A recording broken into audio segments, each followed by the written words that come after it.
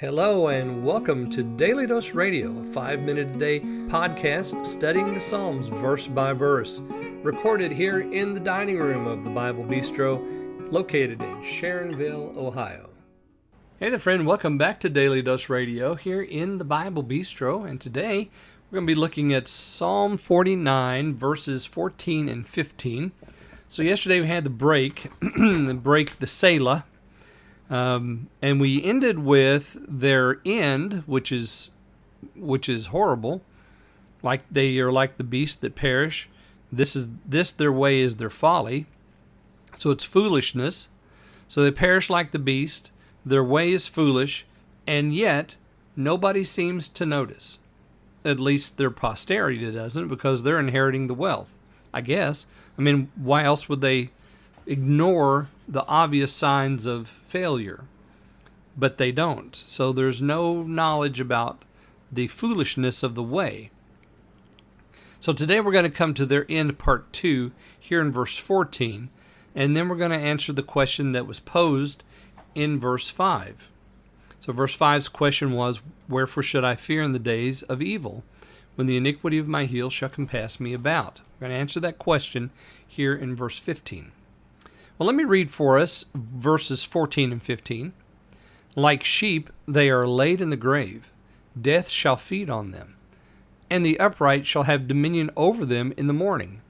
And their beauty shall consume in the grave from their dwelling. But God will redeem my soul from the power of the grave, for he shall receive me." So that's verses 14 and 15. And you'll notice that, we already stated that they're going to perish. He's not going to abide, this rich man. And he's like the beasts that perish. His way is foolishness, and yet nobody seems to notice. And then verse 14 tells us that like sheep, they are laid in the grave, and death shall feed on them. So that's kind of a horrible picture, isn't it? Because you imagine a sheep being separated from the flock by maybe a group of coyotes or a group of wolves, and the sheep is killed, and then the sheep is just torn to pieces because these animals are just ravaging the corpse. They're eating it. Well, that's what it says here about these folks. They're laid in the grave like sheep. Death's going to feed on them. The upright shall have dominion over them in the morning. That is, in the resurrection, the upright will be first. They'll have dominion. The honorable man who's wealthy in this life thinks that he's going to, have it all, but he's not, is going to find out that justice does occur, and their beauty shall consume in the grave. So they're no longer going to be beautiful, and their dwellings are no longer going to be beautiful, and none of that is going to be, prosperous. All that's going to be gone. And then we have the answer to verse 5 here in 15. But God. Now you see, for the rich man, it was trust in their wealth, there in verse 6. But for the righteous man, it's but God. But God will redeem my soul from the power of the grave, for he shall receive me. You see, it's of his mercy that we have life. It's of his mercy that we have redemption. It is of his mercy that we have ransom. It is of his mercy that we receive any of these things. And it's of his mercy that we are received by him.